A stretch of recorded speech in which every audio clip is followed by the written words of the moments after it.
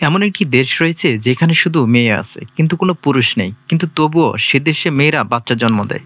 এখন হয়তো আপনি অবাক হয়ে যাচ্ছেন, এটা কিভাবে সম্ভব? হ্যাঁ, এমনই অবাক করা একটা মুভি দেখতে চলেছেন। তো ভিডিওতে একটি লাইক দিয়ে চুপচাপ ভিডিওটি দেখতে থাকুন, আর এরকম মুভি দেখতে আমাদের চ্যানেলটি সাবস্ক্রাইব করে আমাদের সাথেই থাকুন।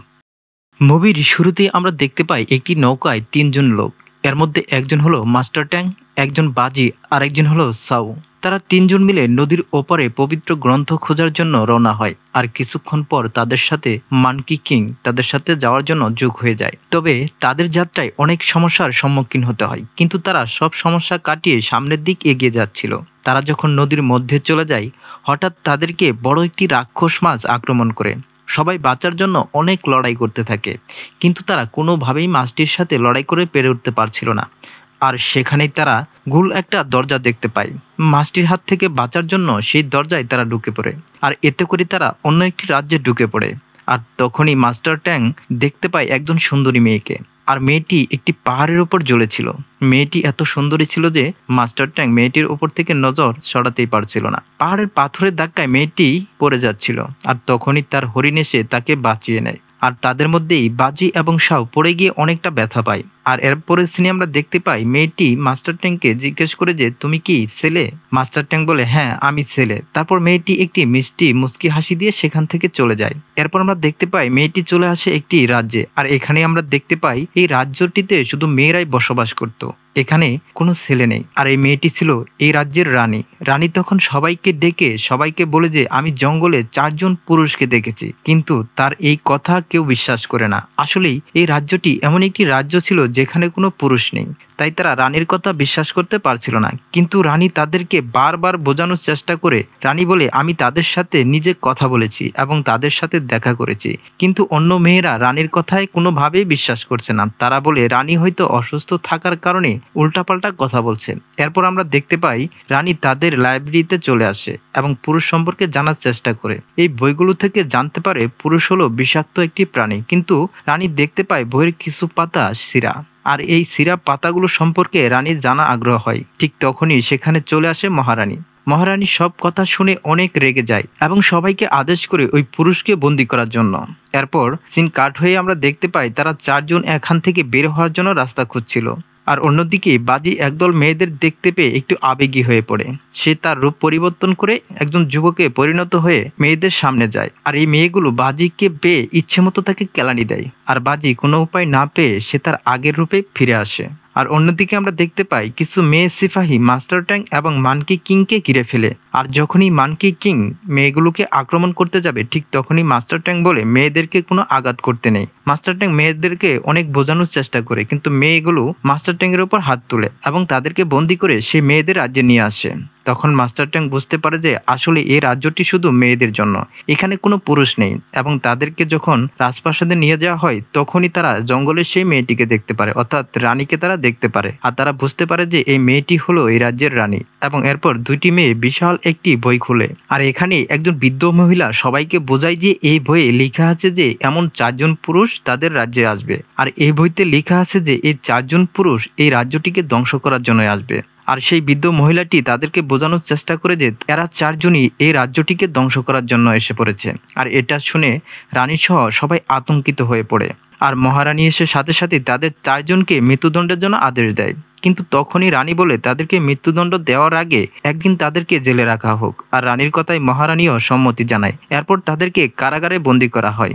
এরপর মানকি কিং জানায় যে তার কাছে এমন একটি পাওয়ার আছে যে পাওয়ারের মাধ্যমে তারা সকল মেয়েদের সাথে লড়াই করে এখান থেকে পালিয়ে যেতে পারবে। মাস্টার ট্যাং কোনো উপায় না পেয়ে মানকি কিংকে বলে তোমার সব শক্তি ব্যবহার করে আমাদেরকে এখান থেকে উদ্ধার করো। ঠিক তখনই মানকি কিং তার শক্তি ব্যবহার করে জেলের দরজাগুলো ভেঙে দেয়, আর সেখানে থাকা মেয়েগুলো সেই দরজায় চাপা পড়ে যায়, আর সবাই সেখান থেকে পালিয়ে যায়। কিন্তু তারা পালানোর চেষ্টা করলেও তাদেরকে একটি অদৃশ্য দেওয়াল তাদেরকে আটকে ফেলে।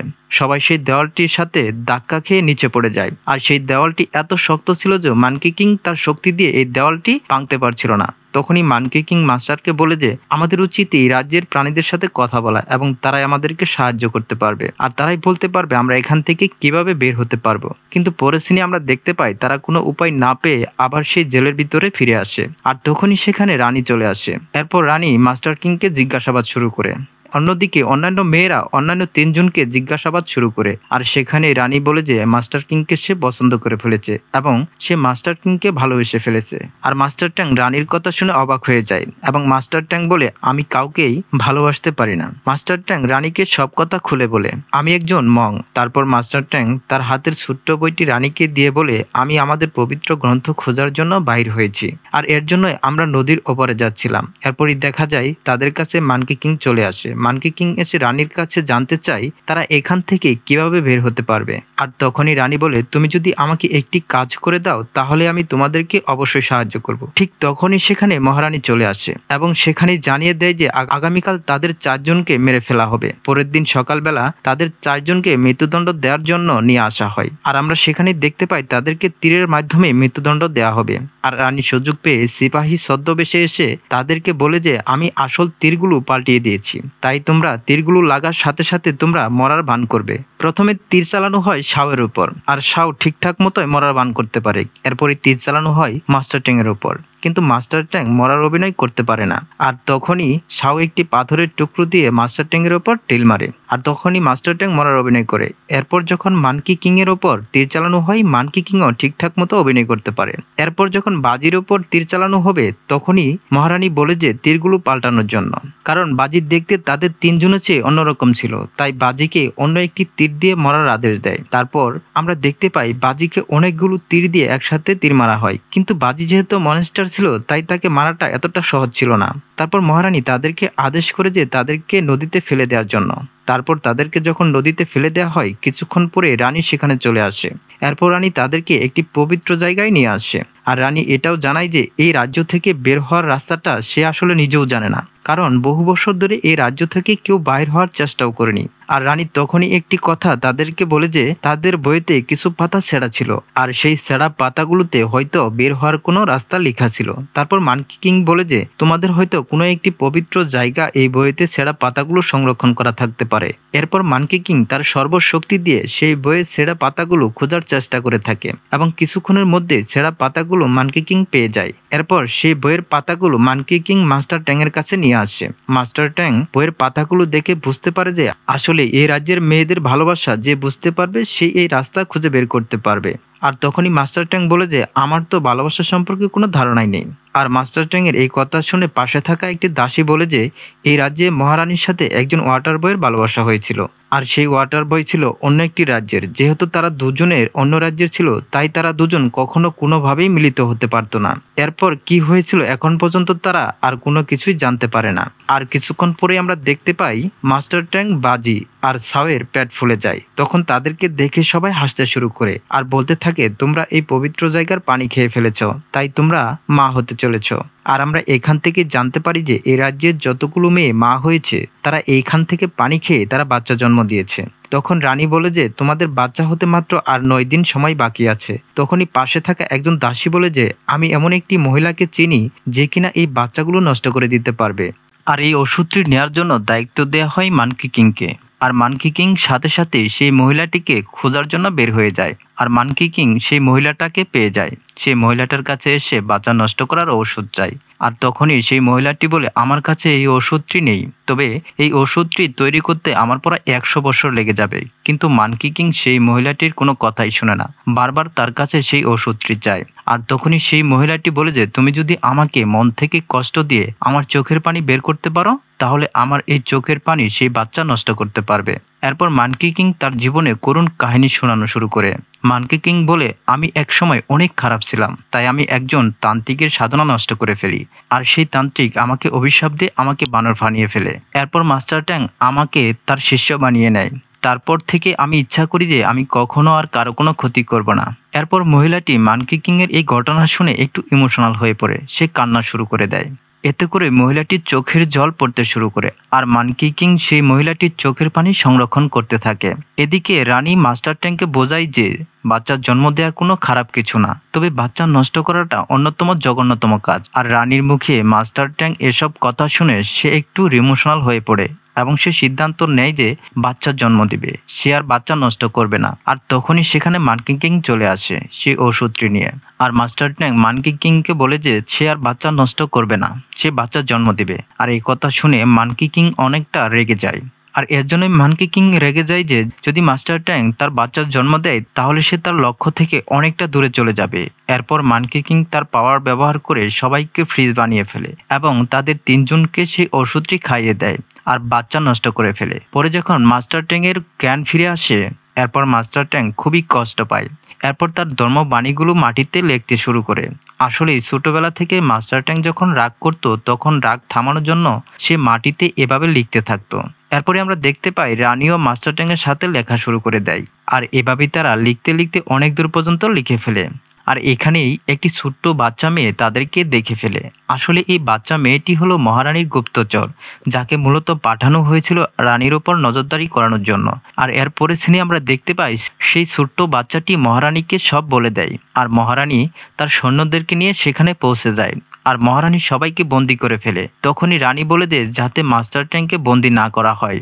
তখনই মাস্টার ট্যাং বলে এগুলো বাদ দিয়ে আমাদেরকে তাদের সাথে যাওয়া উচিত। এরপরে আমরা দেখতে পাই যে মাস্টার ট্যাংকে বন্দি করে রাজপ্রাসাদের দিকে নিয়ে যাওয়া হচ্ছে, কিন্তু কিছুক্ষণ পরে আমরা দেখতে পাই মাস্টার ট্যাংকে রাজপ্রাসাদে না নিয়ে সমুদ্রে পাড়ে নেওয়া হয়। আর এর জন্যই সমুদ্রে নেওয়া হয় যে আসলে এই সমুদ্রের কোনো কিনারাই ছিল না। আর এই সমুদ্রে যে একবার যায় সে আর কখনো ফিরে আসে না। আর এর জন্যই মহারানী তাদেরকে এই সমুদ্রের পাড়ে নিয়ে আসে মাস্টার ট্যাংকে এই সমুদ্রে ছেড়ে দেওয়ার জন্য। তাই মাস্টার ট্যাংকে কালো একটি কাপড় দিয়ে চোখ বেঁধে এখানে নিয়ে আসা হয়। এরপর আমরা দেখতে পাই মাস্টার ট্যাংকে একটি নৌকা করে সমুদ্রে ছেড়ে দেওয়া হয়। আর তখনই রানী তার হরিণটি নিয়ে একটি লাফ দিয়ে মাস্টার ট্যাংকের নৌকায় গিয়ে পৌঁছে। আর এটা দেখে মহারানী একেবারেই ভেঙে পড়ে, কারণ মহারানী জানতো যে রানী ছাড়া এই রাজ্যটি ধ্বংস হয়ে যাবে। আর এরপরই মহারানী মানকি কিং এর কাছে চলে আসে। এখানে এসে মহারানী মানকি কিংকে সব ঘটনা খুলে বলে এবং হাঁটু গেড়ে সেখানে বসে পড়ে। মহারানী মানকি কিং এর কাছে রানীর জীবন ভিক্ষা চায়। মহারানী বলে যে কোনো মূল্যে তুমি রানীকে আমার কাছে ফিরিয়ে নিয়ে আসো। আর সাথে সাথেই মানকি কিং তাদেরকে খোঁজার জন্য বের হয়ে পড়ে। মানকি কিং তার জাদুর শক্তি দিয়ে কোথাও তাদেরকে খুঁজে পায় না। আর এদিকে আমরা দেখতে পাই রানী এবং মাস্টার কিং একেবারে সমুদ্রের মাঝখানে চলে আসে। আর অনেক সময় পার হওয়ার কারণে রানীর অনেক পানির পিপাসা লাগে। কোনো উপায় না পেয়ে রানী সিদ্ধান্ত নেয় যে সমুদ্রের পানি পান করবে, কিন্তু মাস্টার ট্যাং রানীকে পানি পান করা নিষেধ করে। মাস্টার ট্যাং বলে তুমি এই পানি পান করলে হয়তো তোমার বিপদ আরও বেড়ে যেতে পারে, তোমার হয়তো পিপাসা আরও বেড়ে যেতে পারে। তারপর আমরা দেখতে পাই রানীর খুব ক্ষুধা লেগে আর মাস্টার ট্যাং তার হাতটি বাড়িয়ে দেয় যাতে মাস্টার ট্যাং এর মাংস খেয়ে রানীর ক্ষুধা মিটে, কিন্তু রানী সেটা করে না। এভাবেই তাদের দিন কেটে যায়। তারপর যখন রাত হয় দেখি আমরা তারা বিশাল এক ঝড়ের মধ্যে পড়ে। ঝড় তুফানের মধ্য দিয়ে কোনো রকমে তারা বেঁচে যায়। পরের দিন সকালবেলা তারা দেখতে পায় যে সমুদ্রের মাঝখানে বড় একটা দরজা খুলে গেছে। আসলে দরজাটি খুলে গিয়েছিল তাদের সত্যিকারে ভালোবাসার জন্য। আর এই দরজাটি মহারানী এবং মানকি কিং অনেক দূর থেকেই দেখতে পায়। পরের দিনে আমরা দেখতে পাই শাও এবং বাজি ও মানকি কিং এবং মহারানী সেখানে উপস্থিত হয়। মানকি কিং বলে যে তারা এই দরজা দিয়েই বাইরে যেতে পারবে। আর তখনই মাস্টার ট্যাং রানীকে বলে যে তাদের সাথে যাওয়ার জন্য। এরপর দেখি রানী যখন তার প্রেমের টানে মাস্টার ট্যাং এর কাছে আসতে থাকে ঠিক তখনই এক অদৃশ্য দরজা রানীকে আটকে ফেলে। আসলে এই রাজ্য থেকে রানী বের হওয়ার অনুমতি নেই, কিন্তু রানী যখন জোর করে এই দেওয়াল পার হওয়ার চেষ্টা করে ঠিক তখনই রানী তখন আস্তে আস্তে পাথরে পরিণত হতে থাকে। আর মাস্টার ট্যাং এটা দেখে সাথে সাথে রানীকে দৌড়ে গিয়ে জড়িয়ে ধরে। আর এতে করে আবার মহিলাদের রাজ্যটি আবার ঠিক হয়ে যায়। পরের সিনে আমরা দেখতে পাই সমুদ্রের নিচে একটি ওয়াটার বয়কে। আর এটাই হচ্ছে সেই ওয়াটার বয় যার সম্পর্কে একজন দাসী আমাদেরকে বলেছিল। আর যখনই এই ওয়াটার বয় দরজাটিকে দেখতে পাই আর ওয়াটার বয় দরজাটি দেখে সাথে সাথে রাজ্যে চলে আসে। সে এত বছর ধরে অপেক্ষা করছিল তার ভালোবাসা মানুষটিকে পাওয়ার জন্য। এরপর আমরা দেখতে পাই রানী যখন অসুস্থ হয়ে পড়ছিল আর মহারানী তাকে সেবা করছিল, তখনই মহারানী তার অতীতের কথা মনে পড়ে যায়। রানী যখন ছোট ছিল রানীর মা মহারানীর কাছে রানীকে দিয়ে বলেছিল সে যেন রানীকে ভালোভাবে দেখাশোনা করে। আর এখানে আমরা জানতে পারি যে সেই ওয়াটার বয়ের সঙ্গে মহারানীর ভালোবাসা ছিল। আর আমরা এটাও জানতে পারি যে রানীর জন্য মহারানী তার ভালোবাসা ত্যাগ করেছিল। আর এখানে আমরা দেখতে পাই যে রানী যতদিন পর্যন্ত সুস্থ না হবে মাস্টার ট্যাং এখানে থেকে যাবে, তাই সে রানীর জন্য প্রার্থনা করতে থাকে। আর তখনই তার সামনে তাদের দয়ার দেবী চলে আসে। তাদের দয়ার দেবী বলে যে, তুমি যে রানীকে পছন্দ করতে শুরু করেছো এতে তোমার কোনো দোষ নেই। আর তখনই তার দেবী তাকে বলে, তুমি রানীকে চাও নাকি পুরো পৃথিবীকে চাও? তারপরে সিনে আমরা দেখতে পাই মাস্টার ট্যাং রানীর কাছে চলে আসে। আর এখানে সবাই রানীর সুস্থতার জন্য প্রার্থনা করতে থাকে। এখানে ওয়াটার বয় চলে আসে। আসলে ওয়াটার বয় 20 বছর ধরে মহারানীর জন্য অপেক্ষা করতেছে। ওয়াটার বয় যখন মহারানীকে দেখতে পায় তখনই তাদের অতীতের ভালোবাসার কথা বলতে থাকে। ওয়াটার বয় মহারানীকে তার সাথে যাওয়ার জন্য প্রস্তাবও দেয়, কিন্তু মহারানী আবারও ওয়াটার বয়ের কথায় রাজি হয় না। ওয়াটার বয় সেখান থেকে ফিরে যায়। আর এর জন্য ওয়াটার বয় অনেকটা রেগে যায়। রেগে গিয়ে সিদ্ধান্ত নেয় যে মেয়েদের পুরো রাজ্যটাকে সে ধ্বংস করে দেবে। তাই ওয়াটার বয় রানী, মহারানী এবং মাস্টার ট্যাঙ্ককে নিয়ে পানির নিচে চলে যাচ্ছিল। ঠিক তখনই সেখানে মানকি কিং চলে আসে এবং মানকি কিং তাদেরকে বাঁচিয়ে নেয়। এরপর ওয়াটার বয় আরো ভয়ঙ্কর রূপ হয়ে ওঠে এবং পুরো রাজ্যটাকে সে ধ্বংস করতে চায়। বাজি শাও তাদের ক্ষমতা দিয়ে ওয়াটার বয়ের সঙ্গে লড়াই করতে থাকে। ওয়াটার বয় মেয়েদের পুরো রাজ্যটাকে পানির নিচে ডুবিয়ে নেয়। আর মাস্টার ট্যাং দেখে যে নিরীহ মেয়েগুলো পানির নিচে ডুবে মরছে, তাই মাস্টার ট্যাং তার দেবীর কাছে প্রার্থনা করতে থাকে। তখনই দেখা যায় যে আকাশ থেকে একটি হাতের ইশারায় সকল ডুবে যাওয়া মেয়েদেরকে উপরে তুলে দেয় এবং সেই হাতটি ওয়াটার বয়কে শাস্তি দেয়। এরপর আমরা দেখতে পাই যে মহিলাদের রাজ্যটি আবারও আগের মতো ঠিক হয়ে গেছে। অন্যদিকে মাস্টার ট্যাং তার দায়িত্ব পালন করার জন্য আবারও সেই বইটি নিয়ে রওনা হয়। আর রানীও তার সিদ্ধান্তকে সহমত জানায় এবং রানী তার রাজ্যটি দেখাশোনার জন্য এখানেই থেকে যায়। আর এখানে আমরা দেখতে পাই রানী তাদের 4 জনকে বিদায় জানায়। এরপর তারা 4 জন মিলে সেই দরজাটি দিয়ে বাহির হয়ে তাদের ধর্মগ্রন্থ খোঁজার জন্য রওনা হয়। আর এই দৃশ্যের মাধ্যমে এই অসাধারণ মুভিটি এখানেই সমাপ্ত হয়। তো বন্ধুরা, এই মুভিটি আপনার কাছে কেমন লেগেছে অবশ্যই কমেন্ট করে জানাবেন। আর এরকম মুভি পেতে আমাদের চ্যানেলটি সাবস্ক্রাইব করে আমাদের সাথেই থাকবেন।